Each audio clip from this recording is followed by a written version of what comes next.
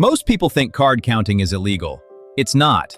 Let me say that again because this is the thing nobody tells you. Counting cards in your head is not a crime. It's just math.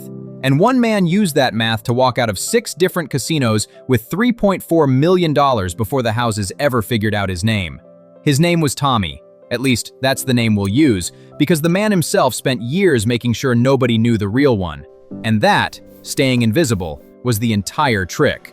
The counting? That was the easy part. The hard part was the face. See, here's what most people don't understand about beating the house. You'd think the casino's biggest weapon is the math, the edge.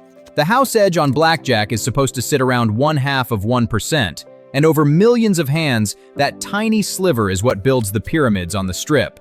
But a good counter can flip that number. A skilled card counter, with a deep enough bankroll and the nerve to ride out the swings, can turn that 0.5% in the house's favor into a full 1% in his own. That's it, 1%. Doesn't sound like much, but on big enough wagers, over enough hands, 1% is a salary, a very good salary. Tommy knew this, but he also knew the second thing, the thing that actually wins the war. The casino's real weapon isn't the math, it's the photo.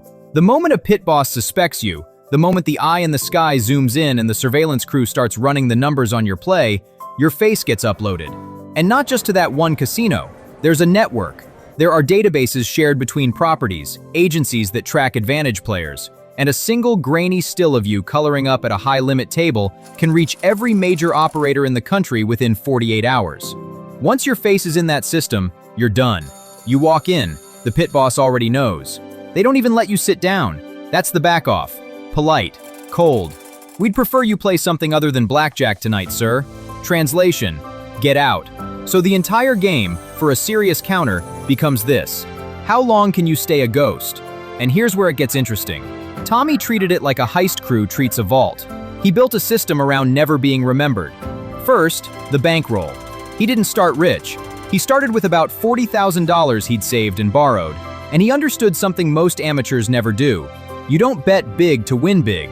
You bet according to the count, and you keep your stakes small enough that a bad run can't wipe you out. Because bad runs happen. Even when the math is on your side, you can lose 10 sessions in a row. The amateurs blow up right there. They press a bet out of frustration. They go all in on a hot feeling, and the bankroll evaporates. Tommy never did that. He was a machine. Second, and this is the part nobody talks about, he made himself boring. He'd dress like a tired sales rep. He'd order a drink and never finish it. He'd tip the dealer just enough to be unmemorable, but never enough to be the generous guy people remember. He'd lose on purpose sometimes, small amounts at the wrong tables, where the count was bad, just so the pit would log him as a loser. A losing player is a welcome player. A losing player gets comps, gets a room, gets invited back. Tommy collected those comps like camouflage. Now here's the detail that almost nobody knows. The casinos that share photos? They mostly share photos of winners who get caught in the act. Caught spreading their bets too hard. Caught with a betting pattern that screams counter. So Tommy never let his bet spread look like a counter's. He'd raise and lower in a way that looked emotional, reckless, like a gambler chasing losses, not a mathematician writing a count. To the eye in the sky, he looked like exactly the kind of degenerate the house loves. That disguise, looking like a sucker while playing like a surgeon, that was his masterpiece. He'd hit one casino, play 3, maybe 4 sessions over 2 days, pull somewhere between 40 and 90,000, then leave, drive to another state, new property, new tired sales rep outfit, different name on the marker if he used credit at all, though mostly he played cash to leave no trail. 6 casinos, spread across the map, months apart. He'd cycle through them, never hitting the same one twice in a season, always coloring up at a different cashier, never letting any single pit see the full shape of what he was doing. And the number climbed. 40,000 became 400,000. 400,000 became a million. A million became 2. By the time the run was over, the ledger read $3.4 million.